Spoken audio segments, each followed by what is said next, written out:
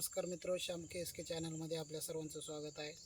तर मित्रो, जवळपास जास्तीत जास्त प्रमाणात शेतकरी गोंधळून जातात की जर 86-032 ऊसाची लागवड केली किंवा 8005 ऊसाची लागवड करावी की 10001 ऊसाची लागवड करावी, कोणत्याचा जास्त उतार भेटेल आणि कोणत्यातून जास्त उत्पन्न भेटेल, या अशा याच्यामध्ये शेतकरी गोंधळून जातात. त्याच्यासाठी आपण खास बेण्यासाठी ऊस तयार केलेला आहे.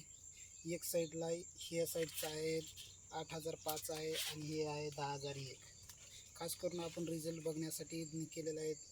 आणि 1 एकरमध्ये हे अर्धा एकर लावलेला आहे, हे अर्धा एकर लावलेला आहे. आपल्याला नंतरला 3 हेक्टर ऊसाची लागवड करायची आहे. त्याच्याबद्दल आपण खास करून स्वतः घरी रिझल्ट पाहायचा आणि नंतर लागवड करायची म्हणून हा प्रयोग राबवलेला आहे. तर शेतकरी मित्र, दोन्हीला पण एकच खात आहे, ड्रिपने पाणी आहे, सर्व एकच आहे. पण माझ्या मते तरी आता हा आहे 8005च्या कांडीची साईज वगैरे पाहू शकता मित्र तुम्ही. एकदम जाड साईज आहे, लांब आहे आणि साईजला पण कांड्या पण जवळपास 10001च्या ऊसापेक्षा कमीत कमी 3-4 कांड्यांनी उंच ऊस आहे. आणि हा आहे 10001. तुम्ही पाहू शकता मित्र, याची कांडीची साईज पण एकदम छोटी आहे, जाडीला पण कमी आहे आणि लांबीला पण कमी आहे.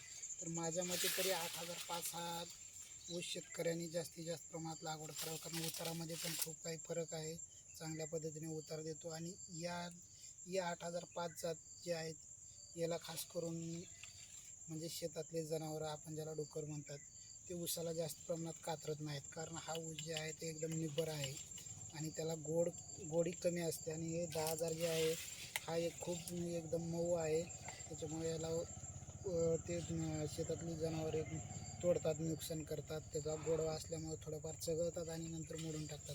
तरी माझ्या मते तरी तुम्ही सर्वांनी 8005 लावायला काही हरकत नाही. थोडंफार कारखाना लेट मिळतो, पण त्याचं उत्पादन चांगल्या पद्धतीने आहे.